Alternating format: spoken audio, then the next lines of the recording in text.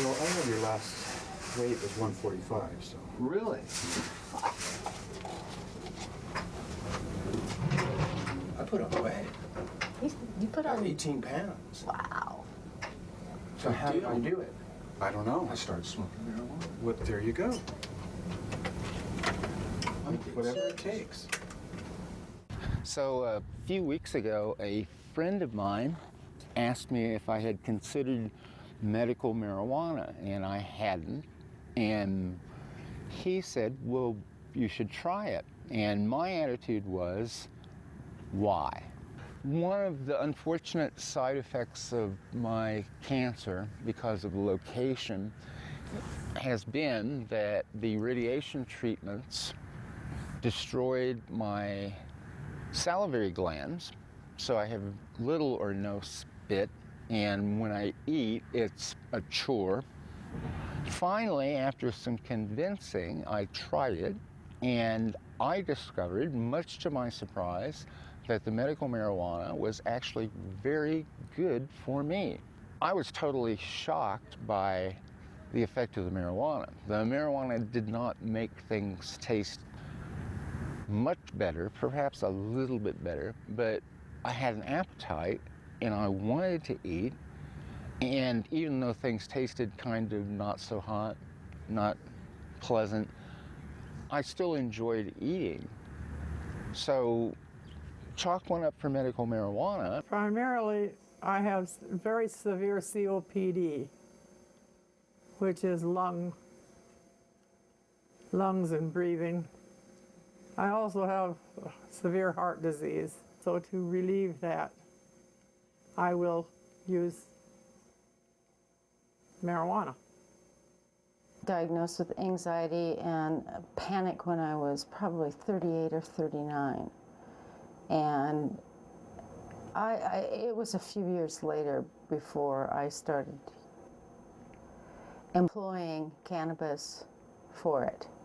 I believe that as Americans, we should have that choice. My husband should have that choice. He has pressure. He has a plate that floats in his head. When it pops, it'll pop like your neck, and it's the plate in his head that pops because it builds up pressure. His only alternative for the pain that I watch him suffer through when this happens is narcotics. Opiates are narcotics. He doesn't want to do opiates and narcotics. When you're doing narcotics, there's so much side effects to it that there isn't with marijuana. A man fell asleep at the wheel and hit me doing 53 miles an hour. He threw me a couple belly dump trucks through the air and I landed on my head. I have a closed head injury. It ruined what goes through your pelvis. I have a colostomy and an ileostomy now. I've had 15 surgeries. I know in my heart, as sure as I'm sitting here, that if it wasn't for the medical cannabis, I wouldn't be alive. I'm suffering from two distinct disease categories, head and neck cancer, and I also suffer from a related disease called cachexia, which is a chronic wasting disease. So the effect, I really and truly firmly believe that the marijuana has had a positive healing effect on my condition. For lawmakers, there's a lot of people like me out there that if they could have access to medical cannabis, they too would do a lot better. I swear my life on it, because I know I wouldn't be here this last year without having it. Reason for legalization, that we don't want to damage people's reputations. We only want to do what's best. If people don't want to take it, fine. They shouldn't. Marijuana is a drug, like so many drugs that we use in medicine, that has a great capacity to help patients. I guess I don't feel that marijuana should be singled out over and above any other chemical that we use in medicine because it has been used for illicit purposes in the past.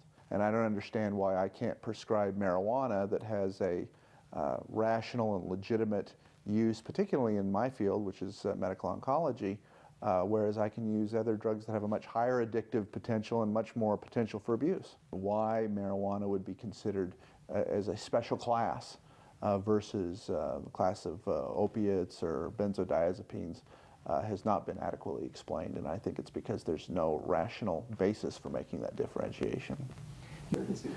As I've seen it used in my patients, I think that marijuana has primarily 3 benefits. 1, it helps manage the nausea and vomiting associated with chemotherapy. 2, it helps with the lack of appetite and cachexia that many cancer patients have. And 3, it gives one a sense of well-being or even euphoria. I had a number of people approach me about the idea of legalizing marijuana in Idaho. Now, their purpose was for medical use. It's time to take a look at legalizing medical use marijuana, regulating it, and learning the lessons that other states have been learning so that we aren't in trouble on a law enforcement front with people's behaviors, but we are providing end-of-care life and medical use for marijuana. When you see somebody else saying it's okay, you're far more likely to try it yourself. But you got to get people to try it. You got to get people to stop being afraid of it. And somehow convince them that they don't need to be afraid of their own government. Idaho, I don't think will change. Not for a long time. I think they'll be one of the last states that will allow it. That's why I'm moving my family and all of our skills to a different state that will allow medical marijuana. I feel like I'm being told that I have to leave my home. I want to try to change the law and change people's education, change people's notion of what it is, because it is a medicine. It's not a scam, that it really does help people, because it really, really helped me.